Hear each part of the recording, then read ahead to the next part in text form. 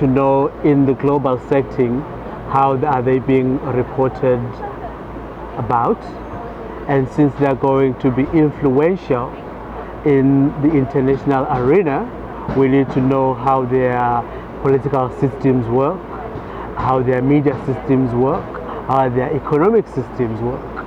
Since they are becoming more and more visible in this arena, and some people may look at them as models to be followed, as a new block, we need to know how they work and what is it that they mean for the world. But I think that journalism is one of the important media trends to understand the world, because journalism predefines a certain objectivities of how to find information, how to cover and distribute information.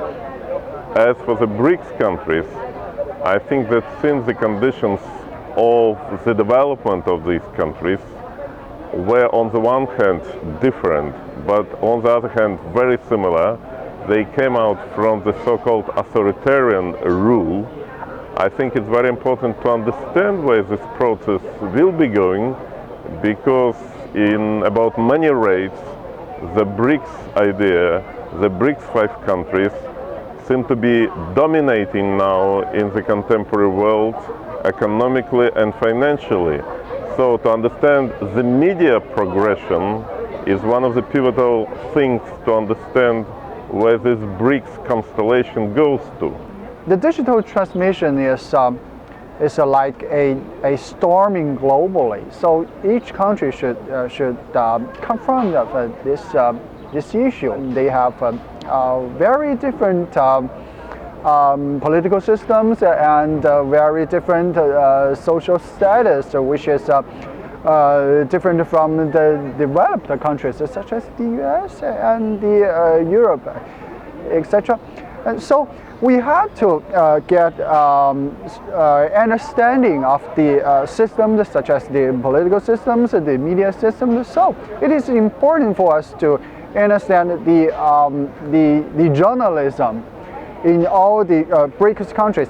I think the BRICS countries could provide some typical cases, not only for these countries themselves, but for the world to understand what are happening in their journalism today. In terms of communication, they may not share much in terms of content, and their media systems may not necessarily be the same. But what is happening here, the commonality is really at the economic and at the political multinational relations.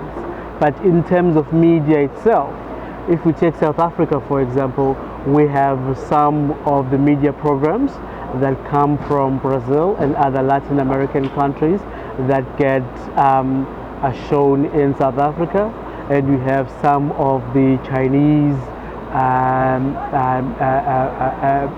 movies that get shown in South Africa, and some of the Indian. There may not necessarily be equal media exchange in the area of communication, but what you do see is reportage in terms of what is happening in these countries of the South. In the area of media, there's not much sometimes in terms of the connection between these countries, except that others do share content with others.